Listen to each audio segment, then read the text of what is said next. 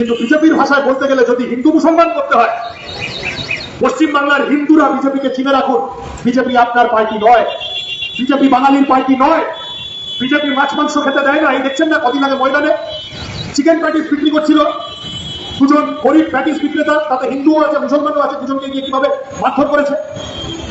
তাহলে এখন আমাদের এখানকার মানুষ, আমাদের এখানকার হিন্দু সম্প্রদায়ের মানুষ এত বছর ধরে আমাদেরকে তোমরা ওখান থেকে এসে ধর্ম শেখাবে, আমাদেরকে তোমরা ওখান থেকে এসে সংস্কৃতি শেখাবে, আমাদের রবীন্দ্রনাথকে তোমরা বাদ দিয়েছো সিলেবাস থেকে, আমাদের রামমোহনকে ব্রিটিশের দালাল বলছো, আর এখন বাইরে থেকে এসে তোমরা আমাদেরকে ঐতিহ্য শেখাবে।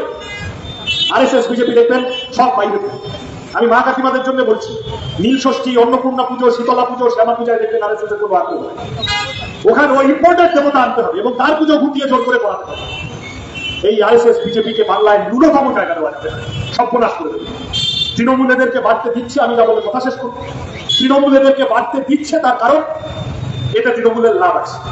তৃণমূল ভাবছে বিজেপি যত হিন্দু হিন্দু করবে তত মুসলমান ভোটটা আমি পাবো, আর আমার এইসব চুরি ডাকাতি, 26,000 লোকের চাকরি খেয়ে নেওয়া, আর্থিকর থেকে শুরু করে সমস্ত রকম খাদ্য কেলেঙ্কারি, কয়লা, বালি, গরু, চাকরি, লটারি, শিক্ষা, স্বাস্থ্য সব লোকে উঠে যাবে। এই খেলায় নিজেকে অংশীদার করবেন না।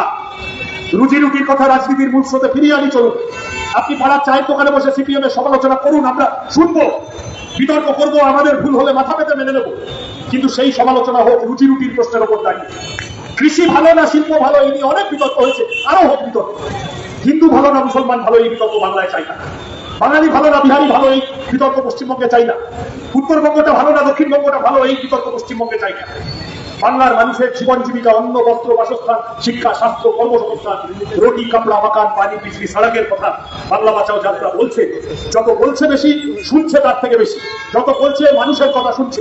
এই সমস্ত কথা নিয়ে আমরা আগামী দিনে বিধানসভা নির্বাচনে রুজি রুটির প্রশ্নটাকে, সম্প্রীতির প্রশ্নটাকে সামনে তুলে ধরার চেষ্টা করব।